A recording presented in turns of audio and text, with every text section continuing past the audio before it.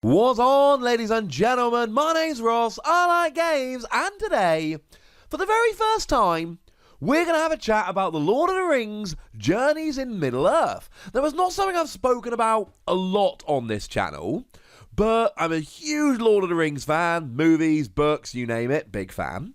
And I have Journeys in Middle-earth, and I love Journeys in Middle-earth. It was a pre-order purchase for me. I actually pre-ordered it and got it day one. It's a game I'm incredibly fond of.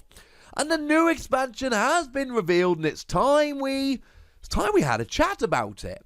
And straight off the bat, there are many exciting things to be said about this. Now, first thing straight off the bat, it's retailing for $80, which is a lot, and the core game retailed for $100. But we're introducing 5 new heroes. There were 6 in the main game. And we've got 25 enemy miniatures, 20 journey map tiles. It seems like it is not far off the size of the main game. And we've actually got an adventure split into 13 parts here. The main adventure in the first game was in 12 parts, so we're not far off just having a real core game expansion here, which makes me absolutely delighted. We've only actually had one expansion release for this so far, and I'm saying expansion in quotation marks. We had the Villains of Eriador figure pack. That was it. It had some miniatures in. That was it. 3 miniatures, and 6 trinkets, and 3 exciting new titles. Yeah, it was not a big expansion. Well, this, ladies and gentlemen, absolutely is. Now, of course, the first question for me when I look at this, which of the heroes are we getting? Which characters are we having? Well, Gandalf and Arwen, basically. I mean, Gandalf was the big omission from the core set. The core set gave us some which we were absolutely expecting. We got Aragorn, Legolas, Gimli, and Bilbo. And then it gave us Beleriand and Elenor. Yeah. Not exactly the heavy hitters, but they need to save some back for the expansions. Gandalf was the big omission. We're getting Gandalf, we're getting Arwen. That was the Liv Tyler. We're getting Balin, one of them there, dwarves, Elenor, and Dis. Which is weird, because of course, Dis is one of the houses in Keyforge, also made by Fantasy Flight Games. They are very, very different things. Anyway, moving on. And of course, when you get the hero, you get the hero card, and you get yourself a miniature of the hero as well. And we're getting a whole bunch of enemy miniatures. We'll get there in a moment. Now, in terms of the heroes, we have actually got a nice clear look at Gandalf's card here. He's got Might of 2, Wisdom of 4, Agility of 2, Spirit of 4, Wit of 2.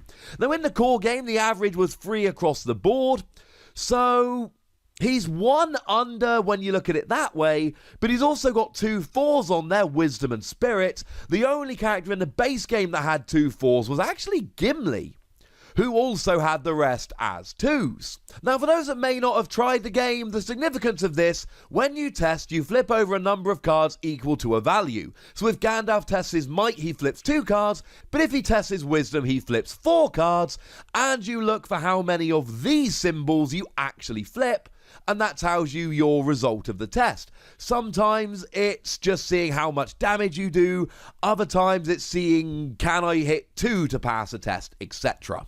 So if you play very carefully, having 4s can be huge if you try and stick to tests for Wisdom and Spirit. You also got Fear of 6 and Damage of 6. They're basically 2 different kinds of hit points. And given that the average in the core set was 6 and 5, beefier than your average character.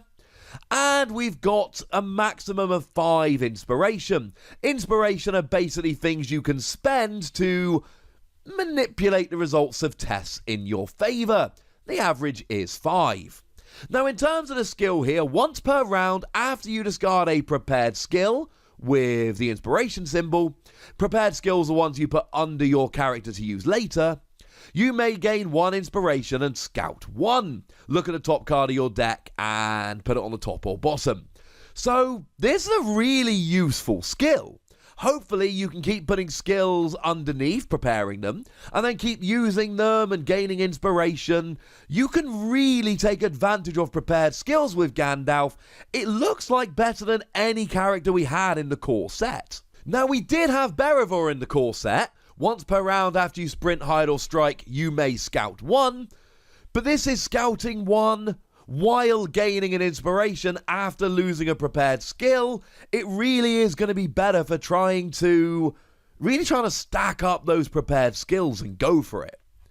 But the one we've seen the most from is actually Arwen. Now, again, we can see all of her values. Might of 2, Wisdom of 4, Agility of 3, Spirit of 3, Wit of 2. So, pretty average across the board. 1 down on Might and Wit, 1 up on Wisdom. And we've got Inspiration max of 5, Fear of 6, Damage of 4. So, weaker than your average character, especially when it comes to damage. Though I suppose still beefier than Bilbo with his 3 damage. Come on, Bilbo! And in terms of a skill here, once during your turn, you or a nearby hero may flip 1 damage or fear face down, or discard 1 face down damage or fear. When you take damage or fear in the game, you put cards face up or face down, as is appropriate. Face up cards can really hurt you. I was playing a game last night where my Gimli was enraged, which meant he always did an extra 2 damage, but he could not heal any damage. You imagine how well that went. I killed a few enemies and then went down because I could never heal. Well, here, you might be healing, that's discarding your face down cards, but you may also be flipping these face up cards face down. If you play a few rounds of the game, you'll know that these face up cards can absolutely ruin. Arwen looks like a really interesting character. Essentially, it brings a healer into the game, and we didn't have a healer back in the core set. And everybody likes a good healer. Now, we have actually been shown a bunch of her cards as well. Now, each of the characters has their own little deck, and Arwen's got nobility. We've got an inspiration symbol rather than a success symbol. Before a nearby hero test, you may discard this skill for that hero to gain 2 inspiration. If they are an elf or human, you also gain 1 inspiration. Remember, you can spend the inspiration to try and manipulate the results of the tests. That's going to be kind of useful.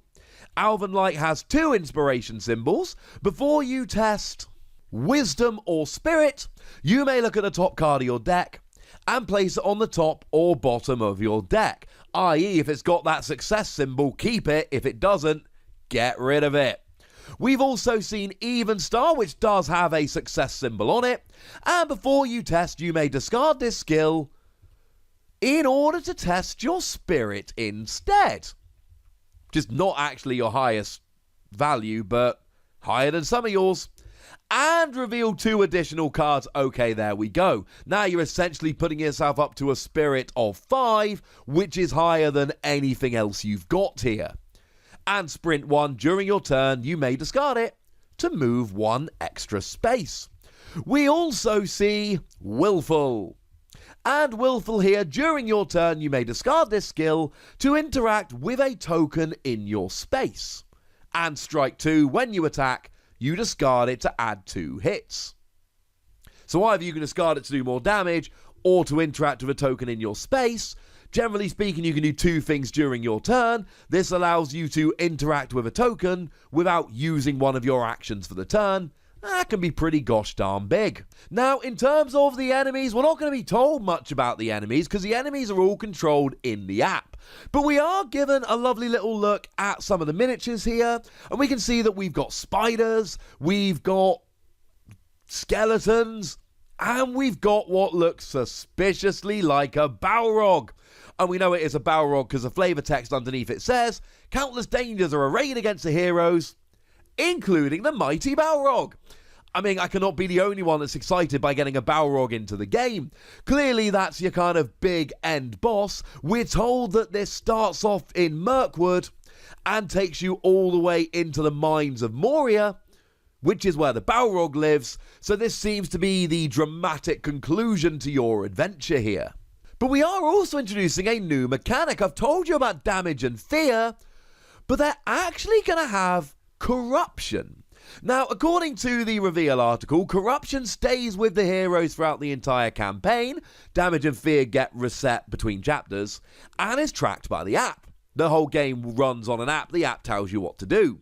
This corruption can weigh on a hero, triggering certain events during your adventures. What's more, if a hero cannot pass a last stand test when they would gain their 4th corruption, they are defeated. Last stand test is it's a last chance. When you get too much fear or damage, you can do one final test to see if you get to stay in the game or not. This is fun. I enjoy the fact that we've got a new little mechanic going on here as well. Now, there have been a few other cards we've been shown. We've got a couple of weapons here. We've got Knife, which tests your agility. 1 success, you get 2 hits and pierce. 2 success, you get 2 hits and lethal. And then we've got Sling, which can either test your wit or your agility. Always nice to have. Always nice to have a bit of a choice there. 1 success, 2 hits, 2 success, 3 hits. Okay. Pretty vanilla, but we'll take it.